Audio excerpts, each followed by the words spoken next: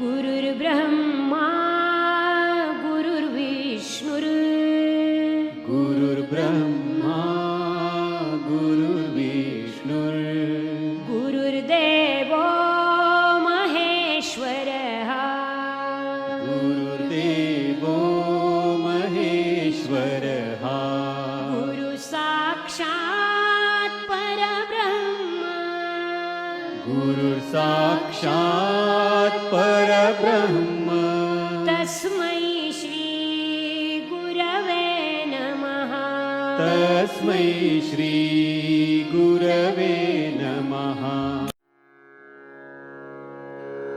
ॐ नमो भगवते वासुदेवाय ॐ नमो भगवते वासुदेवाय ॐ नमो भगवते वासुदेवाय ॐ नमो भगवते वासुदेवाय ॐ नमो भगवते वासुदेवाय वासुदेवाय वासुदेवाय। प्रेम से बोलो श्री कृष्ण भगवान की जय, भोलेनाथ भंडारी की जय। एक बार बोल दो ना राधे राधे। प्यारे भक्तों मित्रों, श्री हरि सचित्र श्री भागवत सुधा सागर सुख सागर भगवान वेद व्यास कृत श्रीमद् भागवत 12 स्कंदों की सरल हिंदी व्याख्या श्लोक सहित प्रस्तुति की जा रही है। आचार्य श्री राजेंद्र कुमार सूर्यवंशी भगवान विष्णु नारायण के चरणों की धूल उनके शिष्यों के मुख के द्वारा भगवान विष्णु नारायण का यज्ञ का जो प्रसाद है वो आप तक वितरण कर रहे हैं। कृपया ग्रहण करना मत भूलिए। तो एक बार प्रेम से बोलो श्री कृष्ण भगवान की जय। प्यारे बंधु, सप्तम स्कंद यानी कि 7वां स्कंद का 12वां अध्याय हम शुरू करने जा रहे हैं। 11वें अध्याय में जो कथा भाव चल रही थी कि जिस पुरुष के वर्ण को बतलाने वाला जो लक्षण कहा गया है वह यदि दूसरे वर्ण वाले में भी मिले तो उसे भी उसी वर्ण का समझना चाहिए। प्रेम से बोलो श्री कृष्ण भगवान की जय। यानी कि प्रत्येक प्राणी के स्वभाव अलग अलग होते हैं और स्वभाव का ही अर्थ होता वर्ण, यानी कि जो उनकी वाणी है जो वर्णन करते हैं। तो अगर एक वर्ण वाला दूसरे वर्ण का आपस में तालमेल बैठ जाए, भगवान के वो भी भक्त और आप भी भक्त, दोनों की वाणी तालमेल में हो जाए तो उसको वर्ण का उसी वर्ण का उसे समझना चाहिए। यहाँ तक पिछली धारावाहिक में पिछले अध्याय में हमने बतलाया था। 12वां अध्याय अब हम शुरू करने जा रहे हैं मित्रों। प्रेम से बोलो श्री कृष्ण भगवान की जय। ब्रह्मचार्य और वानप्रस्थ आश्रमों के नियम। बहुत सुंदर प्रसंग है मित्रों, बहुत सुंदर, क्योंकि ब्रह्मचार्य और वानप्रस्थ यानी कि वानप्रस्थ का अर्थ ये होता है कि अब आपने अपने गृहस्थ का त्याग कर दिया और ब्रह्मचार्य का पालन करेंगे आप। और आश्रम में अगर आप चले जाते हैं भगवान का भजन कीर्तन करने के लिए, उनकी सेवा करने के लिए, तो उनके नियम आदि। तो नारद जी कहते हैं, धर्मराज, गुरुकुल में निवास करने वाला ब्रह्मचार्य अपनी इंद्रियों को वश में रखकर दास के समान अपने को छोटा माने, गुरुदेव के चरणों में सुदृढ़ अनुराग रखे और उनके हित के कार्य करता रहे। सायकाल और प्रातःकाल गुरु, अग्नि, सूर्य और श्रेष्ठ देवताओं की उपासना करे और मौन होकर एकाग्र से गायत्री का जाप करता हुआ दोनों समय की संध्या करे। गुरु जी जब बुलावें तब पूर्ण तथा अनुशासन में रहकर उनसे वेदों का स्वाध्यान करें। पाठ के प्रारंभ और अंत में उनके चरणों में सिर टेक कर प्रणाम करें। शास्त्र की आज्ञा के अनुसार मेखला, मृग चरम वस्त्र, जटा, दंड, कमंडलू, यगोवीत तथा हाथ में कुश धारण करें। सायंकाल और प्रातःकाल भिक्षा मांग कर लावें और उसे गुरु जी को संप्रीत कर दें। प्रेम से बोलो श्री कृष्ण भगवान की जय। वे आज्ञा दे तब भोजन करें और यदि कभी आज्ञा ना दे तो उपवास कर ले। अपने शील की रक्षा करें, थोड़ा खाएं, अपने कामों में निपुणता के साथ करें, श्रद्धा रखें और इंद्रियों को अपने वश में रखें। स्त्री और स्त्रियों के वश में रहने वालों के साथ जितनी आवश्यकता हो उतना ही व्यवहार करें।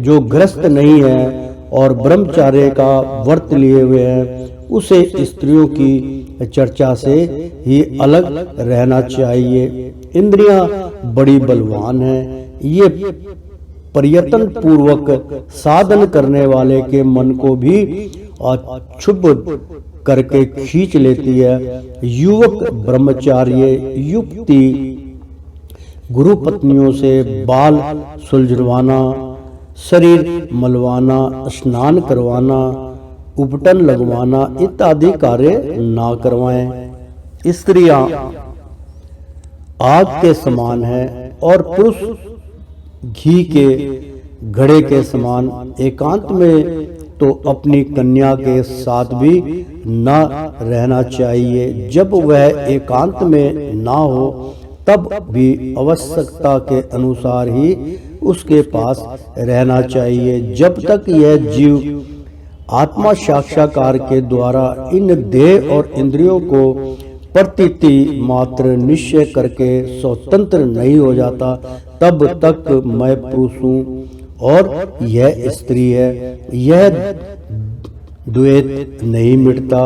और जब तक यह भी निश्चित है कि ऐसे पुरुष यदि स्त्री के सहसंग में रहेंगे तो उनमें भोग्य वृद्धि हो ही जाएगी।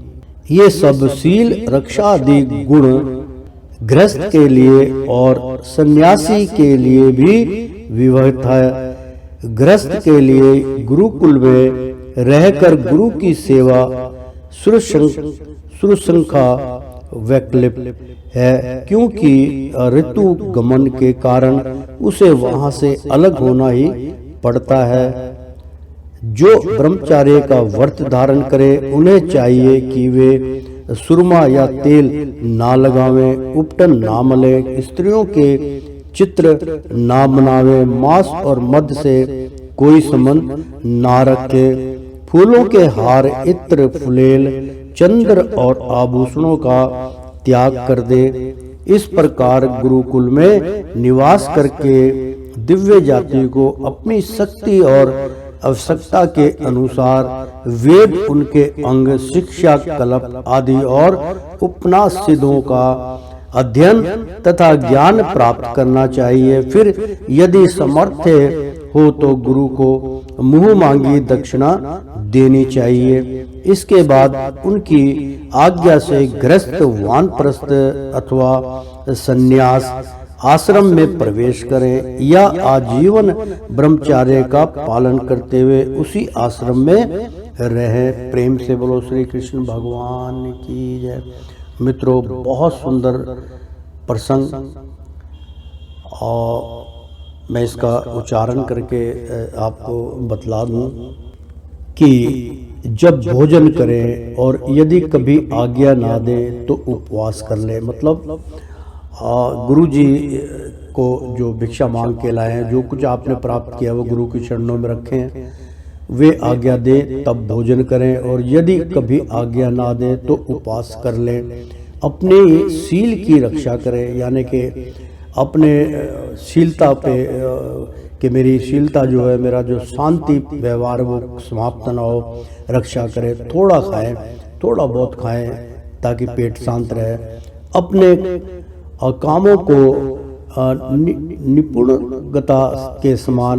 निपुणता के साथ करें, श्रद्धा रखें और इंद्रियों को अपने वश में रखें। स्त्री और स्त्रियों के वश में रहने वालों के साथ जितनी आवश्यकता हो उतना ही व्यवहार करें। जो गृहस्थ नहीं है और ब्रह्मचार्य का व्रत लिए हुए हैं उसे स्त्रियों की चर्चा से ही अलग रहना चाहिए।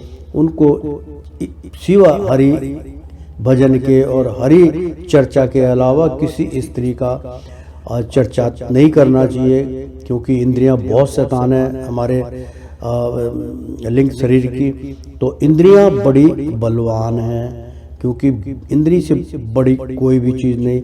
ये प्रयत्न पूर्वक साधन करने वाले के, यानी कि जो बहुत प्रयत्न पूर्वक साधना करते हैं, करने वालों के मन को भी क्षुब्ध करके खींच लेती है, उनके मन को भी अपनी ओर खींच लेती है।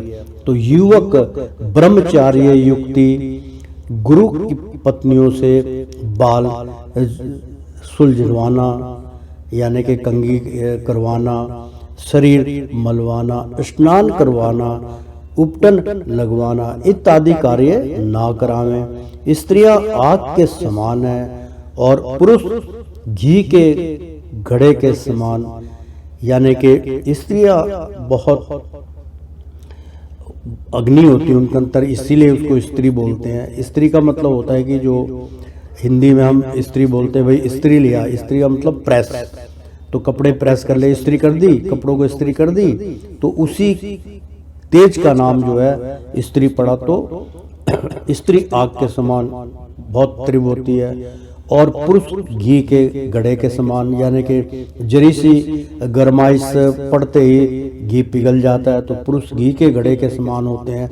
तो एकांत में तो अपनी, यानी कि स्त्रियों से हमेशा दूर रहिए, उनके पास मत जाइए, उनको मत छुइए, ना उनसे आप अपने आप को छुआइए कि कोई मेरे सर को दबा रहा है, कोई मालिश कर रहा है, तात्पर्य यही है। तो और पुरुष घी के घड़े के समान, एकांत में मतलब अकेले में तो अपनी इतनी मतलब तीव्र आपके जो इंद्रियां हैं इतनी मतलब घोड़े के समान उत्तेजित हैं कि एकांत में तो अपनी कन्या के साथ भी नहीं रहना चाहिए। जब वह एकांत में ना हो तब भी आवश्यकता के अनुसार ही उसके पास रहना चाहिए।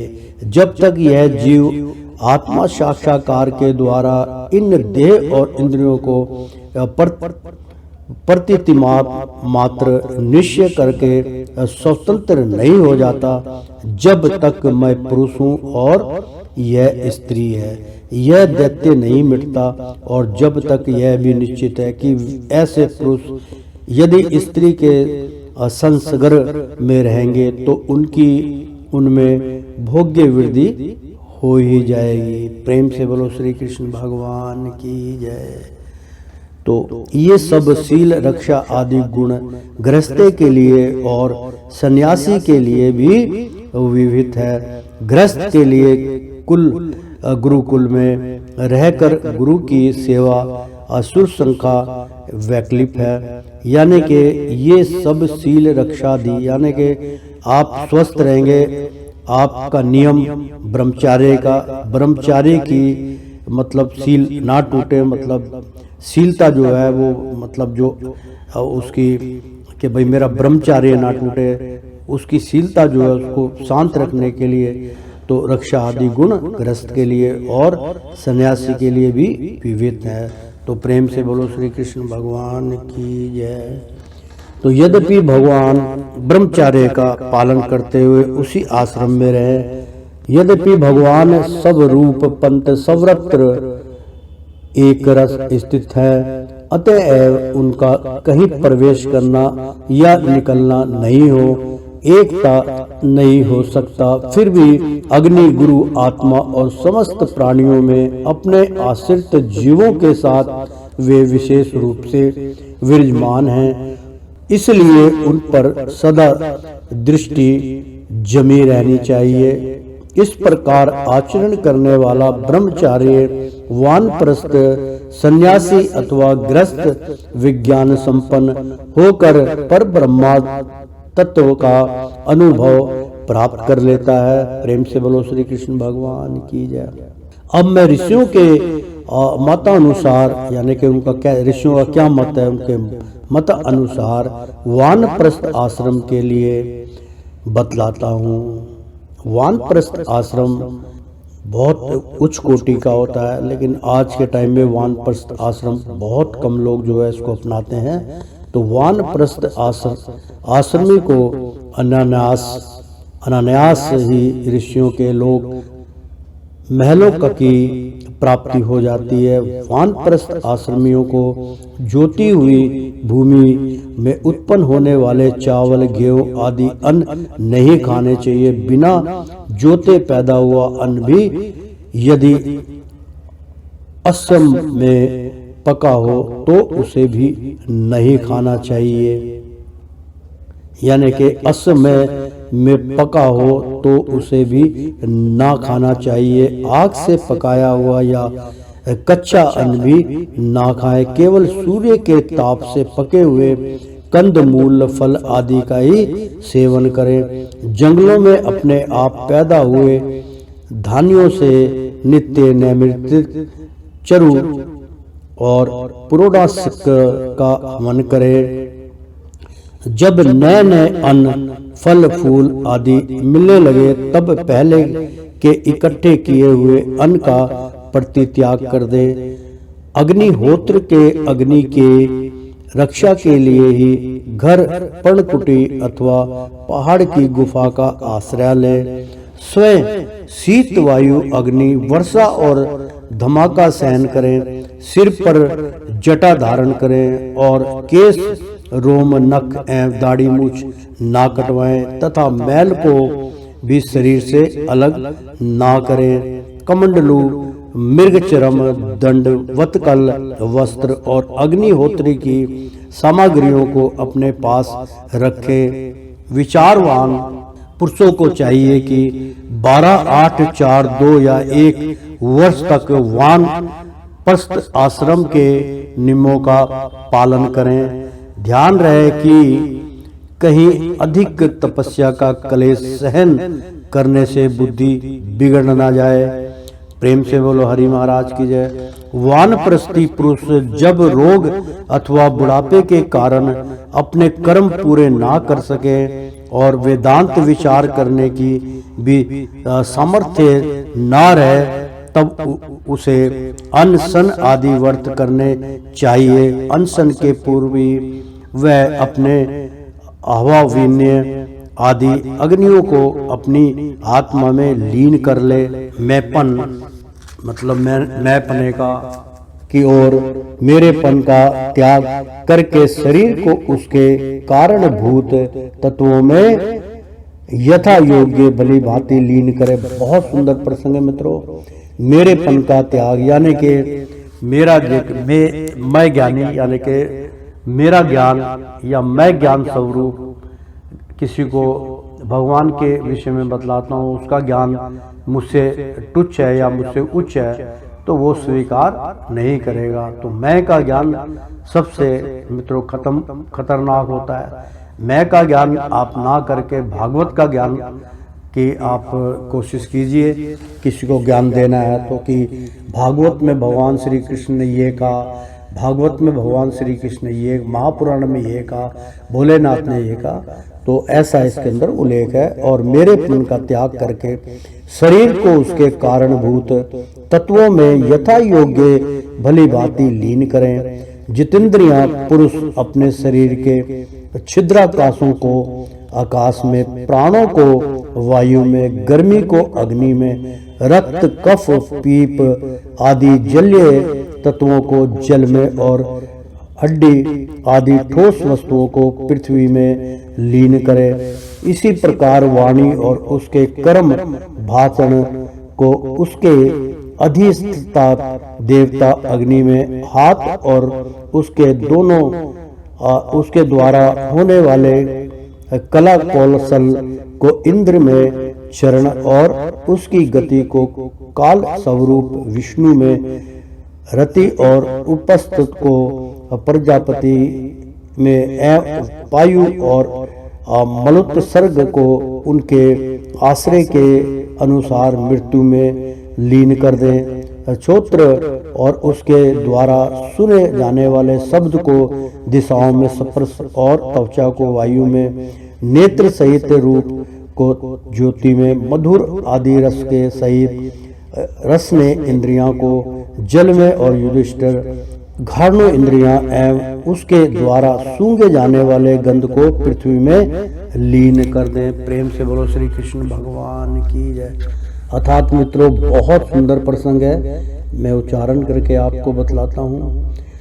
और मेरे पन का त्याग, यानी कि आपके अंदर जो मैं है कि मैंने इतनी बड़ी घोर तपस्या की है, या मैं अब ये करूँगा, अब मैं वो करूँगा, तो मेरे पन का त्याग करके शरीर को उसके कारणभूत, यानी कि अपने शरीर को उसका कारण बनाकर तत्वों में, यानी कि जो उसके छोटे छोटे कण हैं, छोटे छोटे तत्व हैं हमारे शरीर के, उनमें यथा योग्य भली भांति लीन करें।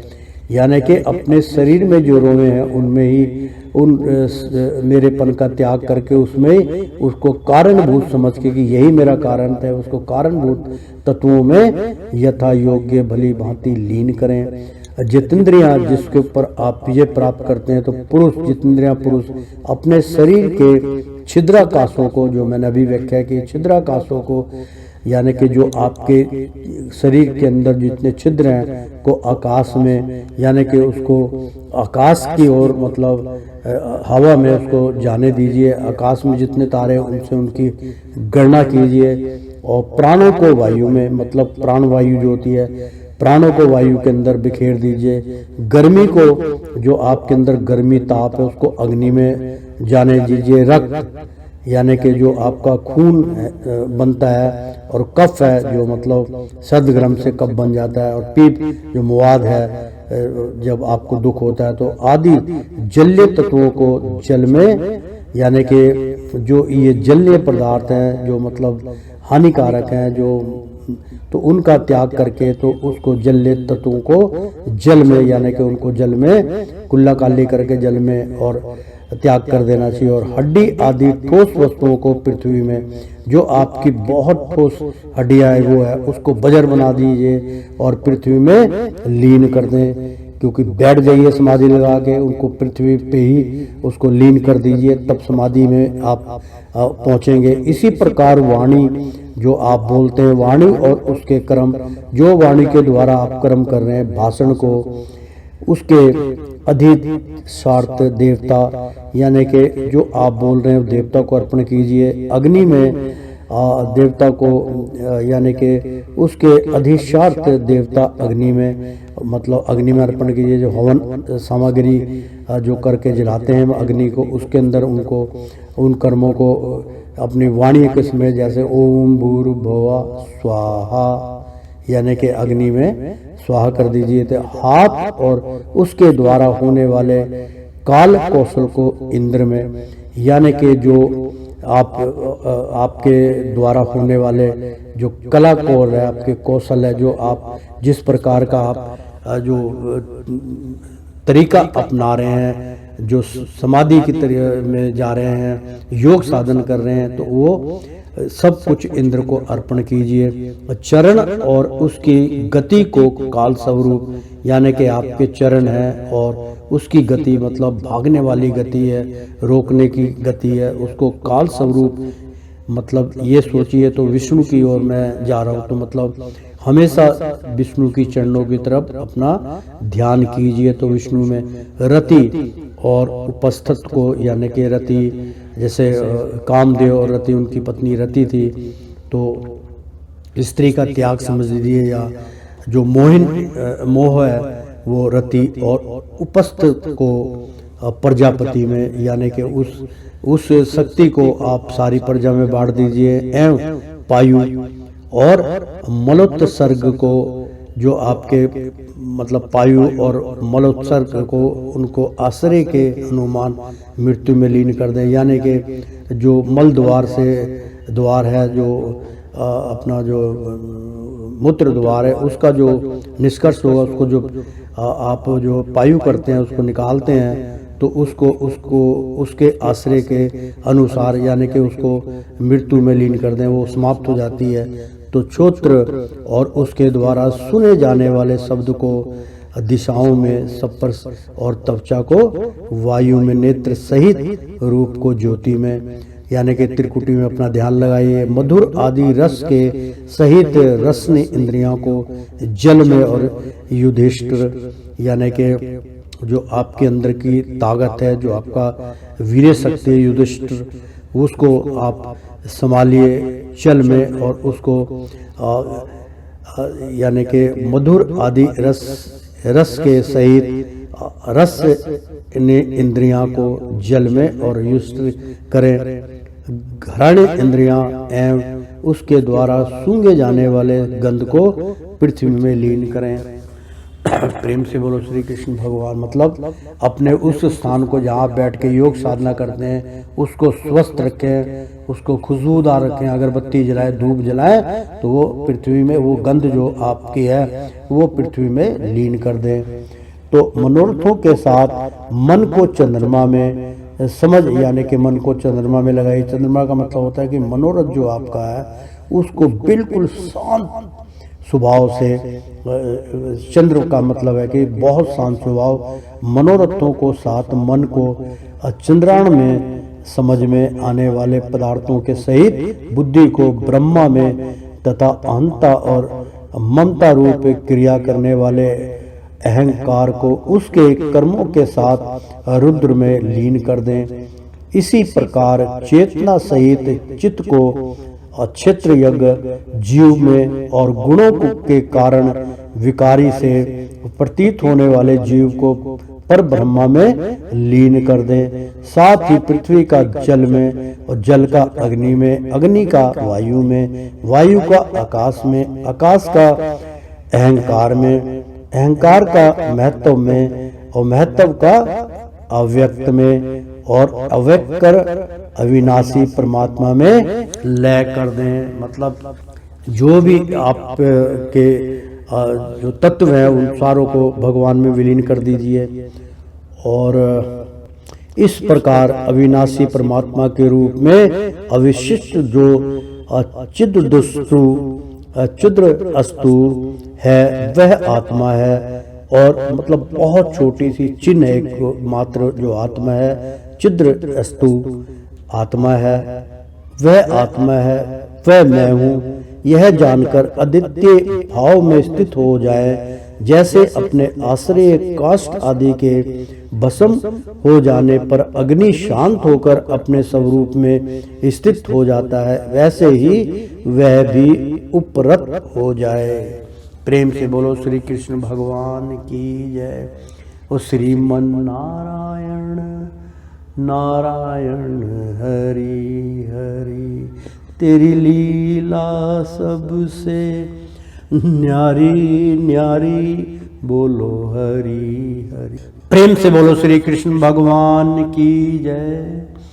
एक बार बोल दो ना राधे राधे। प्यारे मित्रों, सप्तम स्कंद का 12वां अध्याय समाप्त हुआ। 13वां अध्याय अब हम शुरू करने जा रहे हैं। यति धर्म का निरूपण और अवधूत प्रहलाद संवाद। नारद जी कहते धर्मराज, यदि वान परिस्थिति में यानी कि धर्मराज युधिष्ठिर की बात हो रही है, उसको इस कथा को सुना रहे हैं। तो नारद जी कहते हैं धर्मराज युधिष्ठिर, यदि वान परिस्थिति में ब्रह्मा विचार का समर्थ देह हो तो शरीर के अतिरिक्त और सब कुछ छोड़कर वह संन्यास ले ले, तथा किसी भी व्यक्ति वस्तु स्थान और समय की अपेक्षा ना रखकर एक गांव में एक ही रात ठहरने का नियम लेकर पृथ्वी पर विचरण करे। यदि वह वस्त्र पहने तो केवल कौपीन, जिससे उसके गुप्त अंग ढक जाए, और जब तक कोई आपत्ति ना आवे तब तक दंड तथा अपने आश्रम के चिन्हों के सिवा अपनी त्यागी हुई किसी भी वस्तु को ग्रहण ना करें। सन्यासी को चाहिए कि वह समस्त प्राणियों का हितैषी हो, शांत रहे, भगवंत प्रणाम यानी कि भगवत पर्यायण रहे और किसी का आश्रय ना लेकर अपने आप में ही रमे एवं अकेला ही विचरे। इस संपूर्ण विश्व को कार्य और कारण से अतीत परमात्मा में अध्यस्त जाने और कार्य कारण स्वरूप इस जगत में ब्रह्मा स्वरूप अपने आत्मा को परिपूर्ण देखें। आत्मदर्शी सन्यासी सुसुप्त और जागरण की संधि में अपने स्वरूप का अनुभव करे और बंधन तथा मोक्ष दोनों ही केवल माया है, वस्तुत कुछ नहीं ऐसा समझे। ना तो शरीर की आवश्यकता होने वाली मृत्यु का अभिनंदन करें और ना अनिश्चित जीवन का। केवल समस्त प्राणियों की उत्पत्ति और नाश के कारण काल की प्रतीक्षा करता रहे। असत्य अनात्मा वस्तु का प्रतिपादन करने वाले शास्त्रों से प्रीति ना करें। प्रेम से बोलो श्री कृष्ण भगवान की। अर्थात मित्रों, बहुत सुंदर इसमें जो है उच्चारण है। यथात यहाँ मूल में प्रचेतसा पद है जिसका अर्थ वरुण के सहित होता है। वरुण रस इंद्रियों के अधिष्ठाता है। श्रीधर स्वामी ने भी इसी मत को स्वीकार किया है, परंतु इस प्रसंग में स्वत्र इंद्रियां और उसके विषय का अधिष्ठात्र देव में लय करना बताया गया है। फिर रस इंद्रियां के लिए ही नया क्रम युक्ति युक्त नहीं जचता। इसलिए यह श्री विश्वनाथ चक्रवर्ती के मत अनुसार प्रचेतता पद का परकसंत चेतो यंत्र तथा प्रचेतो मधुरादिर सतेन जिसकी ओर चित्त अधिक आकर्षित हो वह मधुरसी रस प्रचेतस है। उसके सहित इस विग्रह के अनुसार प्रस्तुति अर्थ किया गया है और यही युक्ति युक्त मालूम होता है। प्रेम से बोलो श्री कृष्ण भगवान की जय। अपने जीवन निर्वाह के लिए कोई जीविका ना करे, केवल वाद विवाद के लिए कोई तर्क ना करे और संसार में किसी का पक्ष ना लें। शिष्य मंडली ना जुटावें, बहुत से ग्रंथों का अभ्यास ना करें, व्याख्यान ना दें और बड़े बड़े कामों का आरंभ ना करे। शांत समरदर्शी एवं महात्मा सन्यासी के लिए किसी आश्रम का बंधन धर्म का कारण नहीं है। वह अपने आश्रम के चिन्हों को धारण करे चाहे छोड़ दे। उसके पास कोई आश्रम का चिन्ह ना हो, परंतु वह आत्ममनु साधन में मग्न हो तो अत्यंत विचारशील, परंतु जान पड़े पागल और बालक की तरह वह अत्यंत प्रतिभाशील होने पर भी साधारण मनुष्यों की दृष्टि से ऐसा जान पड़े मानो कोई गूंगा है। युधिष्ठिर इस विषय में महात्मा लोग एक प्राचीन इतिहास का वर्णन करते हैं। वह है दत्तात्रेय मुनि और भक्तराज प्रहलाद का संवाद। एक बार भगवान के परम प्रेमी प्रहलाद जी कुछ मंत्रियों के साथ लोगों के हृदय की बात जानने की इच्छा से लोगों में विचरण कर रहे थे। उन्होंने देखा कि साहा पर्वत की तलहटी में कावेरी नदी के तट पर पृथ्वी पर ही एक मुनि पड़े हुए हैं। उनके शरीर की निर्मल ज्योति अंगों के धूसरित होने के कारण ढकी हुई थी। उनके कर्म, आकार, वाणी और वर्ण, आश्रम आदि के चिन्हों से लोग यह नहीं समझ सकते थे कि वे कोई सिद्ध पुरुष हैं या नहीं। भगवान के परम प्रेमी भक्त प्रहलाद जी ने अपने सिर से उनके चरणों का स्पर्श करके प्रणाम किया और विधि पूर्वक उनकी पूजा करके जानने की इच्छा से यह प्रश्न किया, भगवान आपका शरीर उद्योगी और भोगी पुरुष के समान हष्ट पुष्ट है। संसार का यह नियम है कि उद्योग करने वालों को धन मिलता है और धन वालों को ही भोग प्राप्त होता है और भोगियों का ही शरीर हष्ट पुष्ट होता है और कोई दूसरा कारण तो हो नहीं सकता। भगवान आप कोई उद्योग तो करते नहीं, यूं ही पड़े रहते हैं, इसलिए आपके पास धन है ही नहीं, फिर आपको भोग कहां से प्राप्त होंगे। ब्राह्मण देवता बिना भोग के ही आपका यह शरीर इतना हष्ट पुष्ट कैसे है? यदि हमारे सुनने योग्य हो तो अवश्य बतलाइए। आप विद्वान, समर्थ और चतुर हैं, आपकी बातें बहुत अद्भुत और प्रिय होती है। ऐसी अवस्था में आप सारे संसार को कर्म करते हुए देखकर भी असंभाव से पड़े हुए हैं, इसका क्या कारण है? नारद जी कहते हैं, धर्मराज, जब प्रहलाद जी ने महामुनि दत्तात्रेय जी से इस प्रकार प्रश्न किया, तब वे उनकी अमृतमयी वाणी के वशीभूत हो मुस्कुराते हुए बोले। दत्तात्रेय जी ने कहा, दैत्यराज, सभी श्रेष्ठ पुरुष तुम्हारा सम्मान करते हैं। मनुष्यों को कर्मों की प्रवृत्ति और उनकी निवृत्ति का क्या फल मिलता है, यह बात तुम अपनी ज्ञान दृष्टि से जानते ही हो।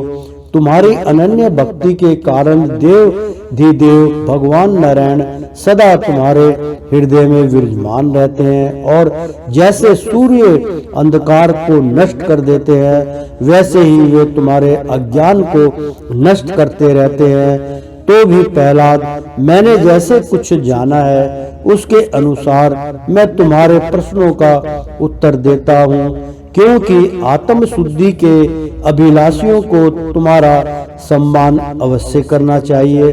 प्रहलाद जी, तृष्णा एक ऐसी वस्तु है, प्रेम से बोलो श्री कृष्ण भगवान की जय। बहुत सुंदर प्रसंग आ रहा है मित्रों।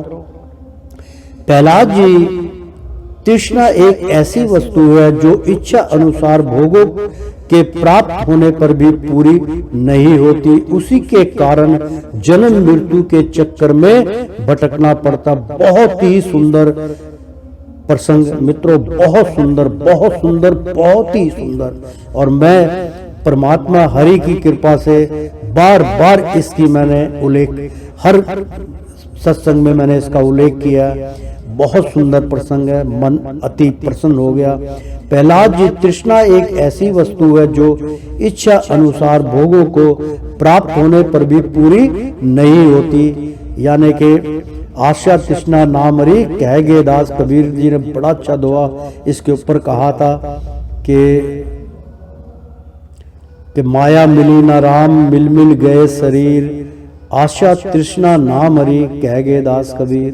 वही बात प्रहलाद जी कह रहे हैं कि तृष्णा एक ऐसी वस्तु है जो इच्छा अनुसार भोगों को प्राप्त होने पर भी पूरी नहीं होती, उसी के कारण जन्म मृत्यु के चक्कर में भटकना पड़ता है। तृष्णा ने मुझसे ना जाने कितने कर्म करवाए और उनके कारण ना जाने कितनी योनियों में मुझे डाला। कर्मों के कारण अनेकों योनियों में भटकते भटकते देववश मुझे यह मनुष्य योनि मिली है, जो स्वर्ग, मोक्ष, त्रिग योनि तथा इस मानव देह की भी प्रतिष्ठा का द्वार है। इसमें पुण्य करें तो स्वर्ग, पाप करें तो पशु पक्षी आदि की योनि निर्वृत्त हो जाए तो मोक्ष, और दोनों प्रकार के कर्म किए जाए तो फिर मनुष्य योनि की प्राप्ति हो सकती है। परंतु मैं देखता हूँ कि संसार के स्त्री पुरुष कर्म तो करते हैं सुख की प्राप्ति और दुख की निवृत्ति के लिए, किंतु उसका फल उल्टा होता ही है। बहुत सुंदर प्रसंग मित्रों, वे और भी दुख में पड़ जाते हैं, इसलिए मैं कर्मों से उपरत हो गया हूँ। बहुत सुंदर प्रसंग मित्रों, मन अति सुंदर प्रसन्न हो गया, तो मैं इसका उच्चारण करता हूँ। बहुत सुंदर प्रसंग है मित्रों, ध्यान से सुनियो, एक बार प्रेम से बोलो श्री कृष्ण भगवान की जय। तो प्रहलाद जी, तृष्णा एक ऐसी वस्तु है जो इच्छा के अनुसार भोगों को प्राप्त होने पर भी, यानी कि तृष्णा आपकी कभी समाप्त नहीं होगी। इसलिए तृष्णा का त्याग करना ही बहुत परम आवश्यकता है, जो नामुमकिन है, नहीं हो सकता। तृष्णा कैसे त्यागेंगे? प्रभु का नाम लेंगे, मोक्ष की प्राप्ति के लिए पूजा अर्चना करेंगे, धन के लिए करेंगे, तो तृष्णा तो आगे बढ़ती ही जाएगी मित्रों। तो उसी के कारण जन्म मृत्यु के चक्कर में भटकना पड़ता है। बार बार जन्म लेने का एक मात्र कारण यही है। तृष्णा ने मुझसे ना जाने कितने कर्म करवाए और उनके कारण ना जाने कितनी योनि में मुझे डाला, यानी कि अब तू ये भक्ति कर ले, अब तू वो भक्ति कर ले, अब तू ये सिद्धि कर ले, तू सीधा मोक्ष प्राप्त हो जाएगा। ऐसे ऐसे कर्म करवा के धोखाधड़ी करके तृष्णा ने मेरे को पता नहीं कितनी योनियों में धकेल डाला। बहुत सुंदर प्रसंग। कर्मों के कारण अनेकों योनियों में भटकते भटकते, क्योंकि जो हम कर्म कर रहे हैं, हम कौन कौन से कर्म कर रहे हैं, हम अगले जन्म के लिए क्या क्या बटोर रहे हैं। कर्मों के कारण अनेकों योनियों में भटकते भटकते देववश मुझे यह मनुष्य योनि मिली है, जो स्वर्ग मोक्ष त्रिग योनि तथा इस मानव देह की भी प्राप्ति का द्वार है। इसमें पुण्य करे तो, बहुत सुंदर प्रसंग है मित्रों, कर्मों के कारण अनेकों योनियों में भटकते भटकते देववश यानी कि इसका अपने आप को देववश हो गए, मतलब लाचार हो गए, तो मुझे यह मनुष्य योनि मिली है। तो जो लोग स्वर्ग की कामना करते हैं, जो मोक्ष की कामना करते हैं, त्रियग योनि यानी कि तीनों तीनों गुणों की अपना वो करते हैं, सोच करते हैं कि भाई तीनों गुणों को हम लांग जाएंगे और हमें स्वर्ग मिलेगा, और तीनों लोगों की कामना करते हैं, तो त्रिमय योनि तथा इस मानव देह की भी पर प्राप्ति का द्वार है, यानी कि तब भी ये मानव देह की ही प्राप्ति होती है। इसमें पुण्य करें, अगर हम पुण्य करें तो स्वर्ग, पाप करें तो पशु पक्षी आदि की योनि, निर्वत हो जाए तो मोक्ष, और दोनों प्रकार के कर्म किए जाएं तो फिर मनुष्य योनि की ही प्राप्ति हो सकती है। परंतु मैं देखता हूं कि संसार के स्त्री पुरुष कर्म तो करते हैं सुख की प्राप्ति और दुख की निवृत्ति के लिए, किंतु उसका फल उल्टा होता ही है, वे और भी दुख में पड़ जाते हैं। इसलिए मैं कर्मों से उपरत हो गया हूँ। प्रेम से बोलो श्री कृष्ण भगवान की जय। मित्रों, बहुत ही सुंदर प्रसंग चल रहा है, आनंदमय प्रसंग चल रहा है मित्रों, बहुत सुंदर प्रसंग है। तो सुख ही आत्मा का स्वरूप है, समस्त चेष्टाओं की निवृत्ति की ही उसका शरीर, उसके प्रकाशित होने का स्थान है। इसलिए समस्त भोगों को मनोराज्य मात्र समझकर मैं अपने प्रारब्ध को भोगता हुआ पड़ा रहता हूँ। मनुष्य अपने सच्चे स्वार्थ अर्थात वास्तविक सुख को जो अपना स्वरूप ही है। बहुत सुंदर प्रसंग चल रहा है मित्रों, इस प्रसंग को मत छोड़ना। तो सुख को जो अपना स्वरूप ही है, भूल कर इस मिथ्या दैत्य को सत्य मानता हुआ अत्यंत भयंकर और विचित्र जन्मों और मृत्युओं में भटकता रहता है। जैसे अज्ञानी मनुष्य जल में उत्पन्न जिनके और सेवार से ढके हुए जल को जल ना समझकर जल के लिए मृग तृष्णा की ओर दौड़ता है, वैसे ही अपनी आत्मा से भिन्न वस्तु में सुख समझने वाला पुरुष आत्मा को छोड़कर विषयों की ओर दौड़ता है। प्रहलाद जी शरीर आदि तो प्राप्त के अधीन है, उनके द्वारा जो अपने लिए सुख पाना और दुख मिटाना चाहता है वह कभी अपनी कार्य में सफल नहीं हो सकता। उसके बार बार किए हुए सारे कर्म व्यर्थ हो जाते हैं। मनुष्य सर्वदा शरीर मानसिक आदि दुखों से आक्रांत ही रहता है, मरणशील तो है ही। यदि उसने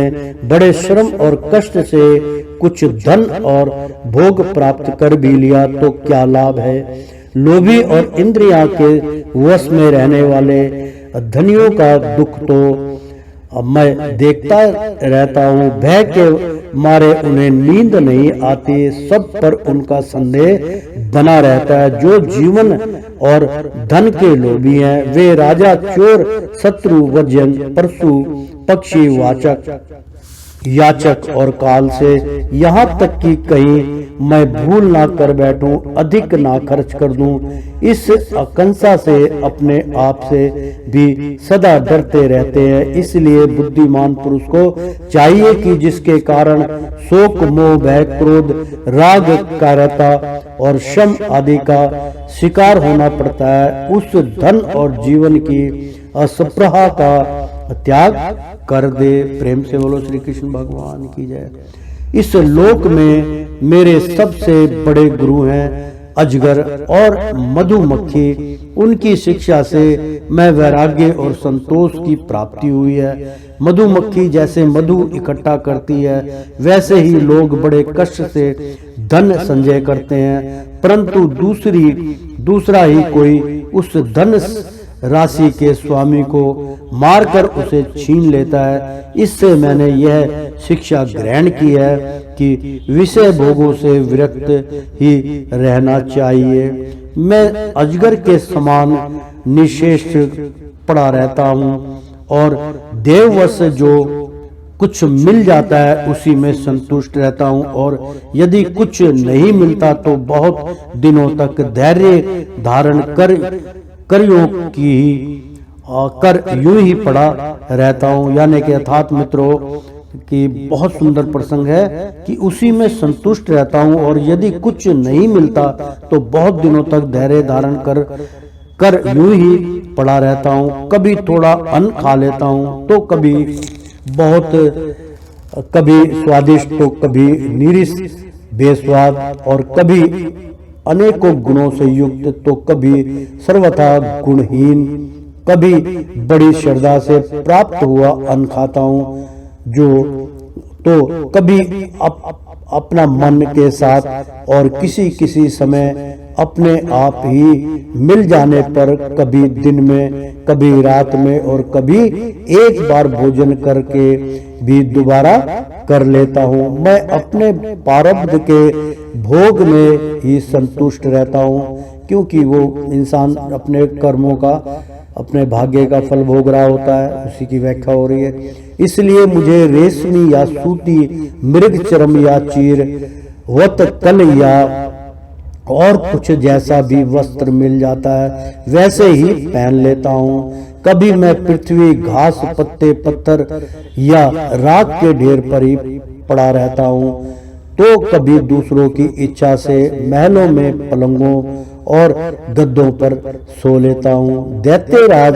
कभी नहा धोकर शरीर में चंदन लगाकर सुंदर वस्त्र, फूलों के हार और गहने पहन रथ, हाथी और घोड़े पर चढ़कर चलता हूँ, तो कभी पिशाच के समान बिल्कुल नंग धड़ंग विचरता हूँ। मनुष्य के स्वभाव भिन्न भिन्न होते ही हैं, अतः ना तो मैं किसी की निंदा करता हूँ और ना स्तुति ही। मैं केवल इनका परम कल्याण और परमात्मा से एकता चाहता हूँ। प्रेम से बोलो श्री कृष्ण भगवान की जय।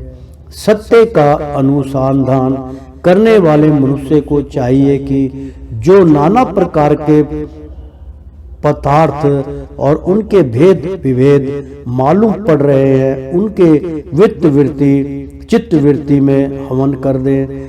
वित्त और चित्त वृत्ति को इन पदार्थों के संबंध में विविध भ्रम उत्पन्न करने वाले मन में मन को अस्तित्विक अहंकार में और स्थाविक अहंकार को महत्व के द्वारा मतलब महत्व के द्वारा माया में हवन कर दें। इस प्रकार ये सब भेद विभेद और उनका कारण माया ही है, ऐसे निश्चय करके फिर उस माया को आत्मानुभूति में स्वाहा कर दें। इस प्रकार आत्मा साक्षात्कार के द्वारा आत्म स्वरूप में स्थित होकर निष्क्रिय उपरत हो जाए। प्रहलाद जी, मेरी यह आत्मा कथा अत्यंत गुप्त एवं लोक और शास्त्र से परे की वस्तु है। तुम भगवान के अत्यंत प्रेमी हो, इसलिए मैंने तुम्हारे प्रति इसका वर्णन किया है। नारद जी कहते हैं, महाराज प्रहलाद जी ने दत्तात्रेय मुनि से परमहंसों के इस धर्म का स्मरण करके उनकी पूजा की और फिर उनसे विदा लेकर बड़ी प्रसन्नता से अपनी राजधानी के लिए प्रस्थान किया। तो श्रीमन नारायण नारायण हरि हरि, तेरी लीला सबसे न्यारी न्यारी, बोलो हरि हरि। ओ श्रीमन नारायण नारायण हरि हरि। प्रेम से बोलो श्री कृष्ण भगवान की जय। एक बार बोल दो ना, राधे राधे।